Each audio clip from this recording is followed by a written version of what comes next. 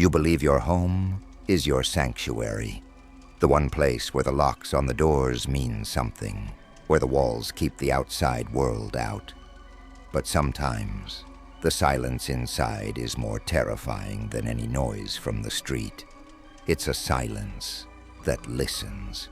These stories are about what happens when you realize the locks were meant to keep you in, not to keep others out.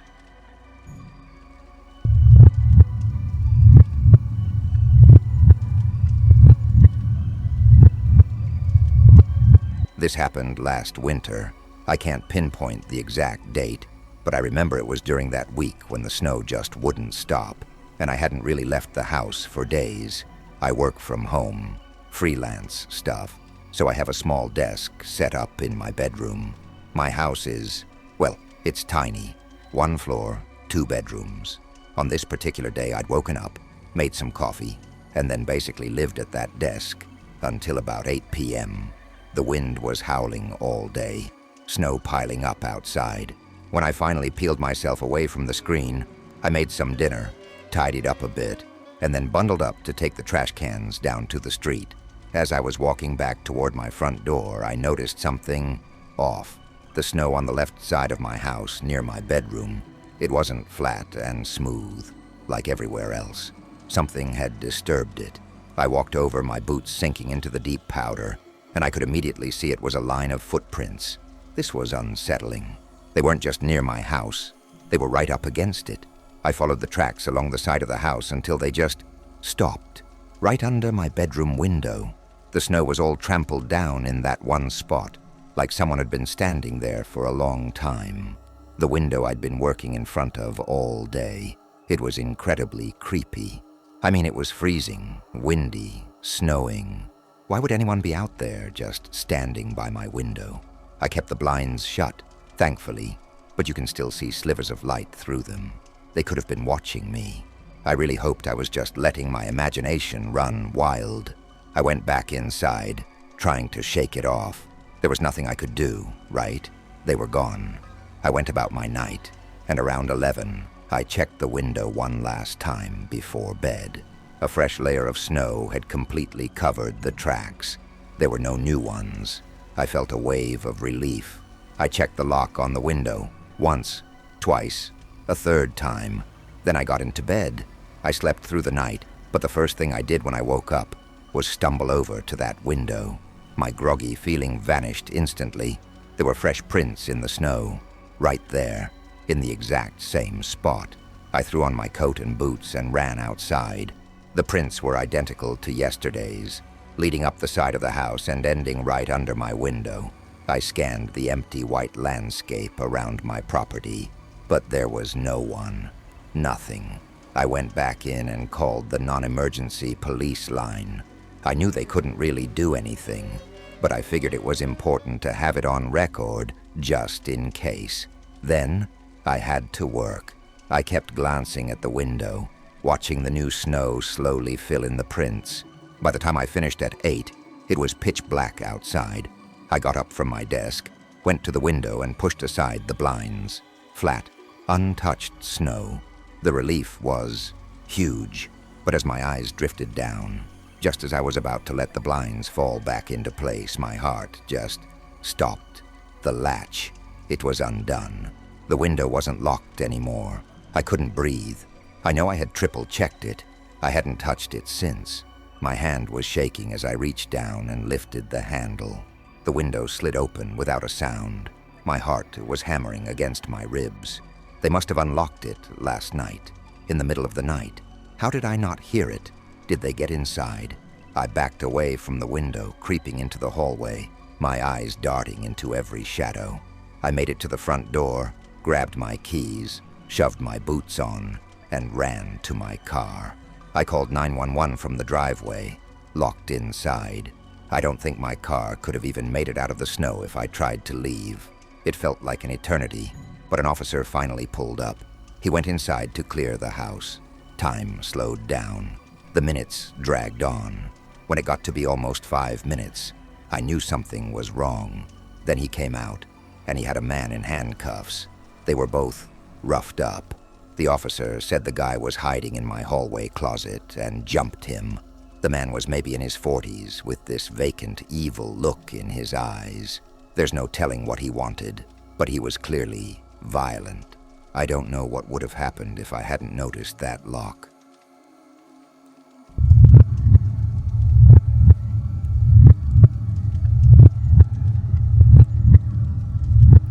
I was visiting my parents during fall break, and this was the first time I'd ever used an Airbnb. The town they live near is small, and the rentals were surprisingly cheap. It was a 2-day drive, and I finally pulled into the driveway just after the sun had disappeared. As I got my bags out of the car, I took a look around the neighborhood. The whole atmosphere just felt off. It was really dark, no street lights, no one walking around, no cars passing. The house I was in was the only one on the entire street with its lights on. It wasn't even that late, maybe 8 p.m., but every other house was just a dark silhouette. I figured maybe things were just different out here. I got inside and unpacked my stuff. I didn't have any plans for the night, except to crash after the long drive. I grabbed some snacks from my bag and put a movie on in the bedroom. A couple of hours passed. It was probably around 10 when I heard something from the other room. I paused the movie, listening. A few seconds later, I heard it again. Someone was knocking on the front door. I immediately grabbed my phone, thinking the host had texted or called, but there was nothing. I got up and walked to the front door. The whole time, the knocking was steady, continuous. It seemed important. I opened the door. There was a man, maybe in his 30s, wearing a black beanie and a worn-out navy blue hoodie. He looked confused when he saw me. I said, "Hi." He gave this sort of awkward half-smile, which then faded back to a blank expression. He mumbled something I couldn't understand, then just turned around and walked away, down the driveway and into the dark. I just stood there, watching him go, completely bewildered. I closed and locked the door. I had no idea what to make of it. Maybe he had the wrong house and was just too embarrassed to say anything. I went back to the bedroom and tried to forget about it. The next day was fine. I was out with my parents until about 6 p.m. When I got back to the rental, I was exhausted again, so I just went to the bedroom to watch TV. But around 9, it started again. The same knocking. This time, I was more worried than confused. I checked my phone again. Nothing. I was way more cautious this time. I looked through the peephole first. It was the same guy, same beanie, same hoodie. I only opened the door a crack. "Can I help you?" I asked. His reaction was almost the same as the night before, but more dramatic, like he genuinely could not believe I was the one answering the door. "Is everything okay? Were you looking for someone?" I asked. The man just stared at me, his face hollow. "No," he said, his voice flat. Then he turned and walked away again. Something was seriously wrong. I went back to my room but left the door open so I could hear everything. A couple of hours passed. It was late, so I turned everything off and got into bed. I woke up sometime later to total darkness. It was the middle of the night, dead quiet. I wasn't sure what woke me, but as I sat up, I started to hear a faint noise from outside, like whispering, and then a sudden loud knock at the front door. It was harsh, aggressive. I got out of bed and crept into the hallway. The banging on the door was shaking the whole house now. As I moved quietly down the hall, I saw a flicker of movement past one of the side windows. When I got to the living room and could see the front door, I saw him again, but he was further back, near the street, and in the shadows behind him, there was someone else, hiding, waiting. My blood ran cold. I turned to run back to the bedroom for my phone, but my heart stopped. I locked eyes with another man, staring at me through the back window by the kitchen. I panicked. I sprinted into the bedroom as I heard footsteps, so many footsteps, start running around the outside of the house. It wasn't just 2 of them. It sounded like a dozen people. As I called 911, I could hear them at every window, every door, rattling the handles, trying to force their way in. For what felt like an eternity, I listened to them surrounding the house. Then finally, I heard sirens in the distance. The sounds outside stopped. They all just vanished. The police contacted the host, who seemed more annoyed than anything, which was strange. They never figured out what was going on. My best guess? Maybe some other guest knew those guys, and they thought he still lived there. Maybe they were mad at him. Or maybe the host knew them. I'll never know for sure.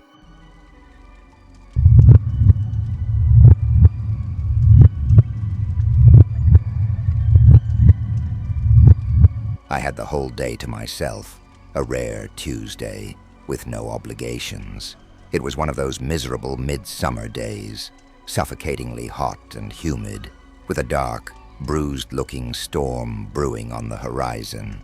I mostly just stayed inside in the air conditioning, playing video games, the usual stuff. My house is a 2-story colonial, older, with all the quirks that come with age. Creaky floors, drafts, and strange noises. Around 5 p.m., the sky finally broke open. The rain started coming down in sheets, and the world outside my windows turned into a gray, blurry mess, punctuated by flashes of lightning. It seemed like the perfect setting for a horror movie, for the ambiance. I made some dinner, shut off all the lights except for the glow of the TV, and spent the next couple of hours on the couch. The storm got seriously intense. The wind was making the old window frames rattle, and the lightning strikes were getting closer and closer, followed by thunder that shook the whole house. It was about 10 o'clock when the movie ended. I wasn't tired, just sort of dazed from staring at the screen. I got up to stretch my legs and get some water from the kitchen. The only light was the occasional silent flash of lightning from outside. As I turned back towards the hallway from the kitchen, I saw something move. A shadow on the wall at the far end of the hall. It was so fast, just a fleeting, vertical shape that darted out of sight, too quick for my brain to even really process what it was, or if it was even real. I just froze there in the kitchen doorway for a long second, my heart giving a single hard thump in my chest. I walked over and looked down the empty hallway. Nothing, just the grandfather clock, ticking quietly against the wall. I told myself it was probably just a weird reflection, a flicker of light from the storm coming through a window at a strange angle. Plus, I'd just watched 2 hours of a slasher movie. My mind was primed for it. I shook my head, told myself not to be an idiot, and forgot about it almost immediately. I got my water and went back to the couch, putting on some YouTube to wind down.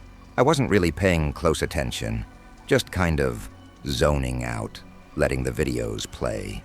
That's when I saw it again, a shadow on the wall behind the TV. It moved. It wasn't just a flicker this time. It was the distinct shape of a head and shoulders, leaning out from the entryway to the living room for a split second before pulling back into the darkness of the hall. There was no mistaking it. I whipped my head around to look. The entryway was empty. I got up, my heart starting to pound a frantic rhythm against my ribs, and walked over there. I looked all around the area, down the hall, into the dining room. I saw absolutely nothing. I didn't know what the hell was going on. It felt like I was seeing things, but it had never happened twice in a row, so clearly, so deliberately. Was I just exhausted and didn't realize it? This whole chill night in was rapidly turning into anything but. I still tried to rationalize it, but that tiny voice of instinct in the back of my head was now screaming at me. What if it isn't nothing? I sat back on the couch for another 15 minutes, unable to focus, just listening to the sounds of the house and the storm, feeling deeply uneasy. Eventually, I decided to just go to bed. I turned off the TV and went upstairs. I was even less tired now than I had been all day, my body buzzing with nervous energy. I decided to take a long, hot shower to try and force myself to relax. I was in there for maybe 5 minutes, lost in the steam and the sound of the water drumming against the tile, when a sudden thud echoed through the house. It wasn't a normal house sound. It was a violent, percussive, loud sound that I felt vibrate up through the floorboards into my feet. A cold shiver, completely unrelated to the hot water, went down my spine. I immediately shut off the water and quickly got dressed, my wet hair dripping down my back. With the shower off, the house was silent, eerily, unnaturally silent, the kind of profound quiet that makes your ears ring. I slowly opened the bathroom door and crept into the hallway, then cautiously made my way down the stairs, my hand gripping the railing. I walked through the living room, into the kitchen, and then I saw it. The back door, a heavy wooden door with a deadbolt, was wide open, swinging gently in the wind. It was hanging by only its top hinge. The wood of the door frame was splintered and shattered, blown outwards all over the kitchen floor. The other two heavy-duty hinges looked like they'd been ripped clean out of the wood from the sheer force of the impact. My first thought was that someone had kicked it in. I ran back upstairs to my room, locked the door, and called 911, my voice trembling. The whole time I waited, I was utterly convinced I was trapped in the house with an intruder. But when the police arrived and cleared the house, we all realized the truth, and it was somehow 1,000,000 times worse. The door hadn't been kicked in. The damage was all on the outside. The door had been ripped off its hinges from the inside. It was like someone had been in the house, got angry for some reason, and stormed out, swinging the heavy door open with so much inhuman force that it ripped itself out of the frame. Whoever it was, they had been inside my home that whole night. Those shadows I saw, that was them, moving just out of my line of sight, watching me watch a movie, watching me walk to the kitchen. I have no idea how long they were there, or what they were doing. But the thing that haunts me is the exit, that sheer, explosive rage. What were they watching me for? And what did I do to make them so angry? I've never felt safe in this house since, and so these stories come to an end. But the feeling of being watched lingers. What is the one sound you would never want to hear while you're home alone at night? Share your thoughts and theories in the comments. We read all of them.